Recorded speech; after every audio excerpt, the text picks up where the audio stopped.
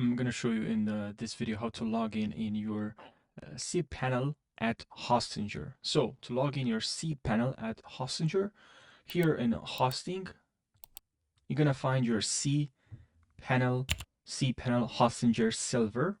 Also gonna see your domain. I'm gonna click on here, manage, and then from here, if you scroll a little bit down, you're gonna find your cpanel details. So here, that's the username. I'm gonna copy this username, and then here the password. I suppose you already know the password. And now let's click on login to cpanel. Okay. Some pop-up. Okay, and now I'll just type the password here.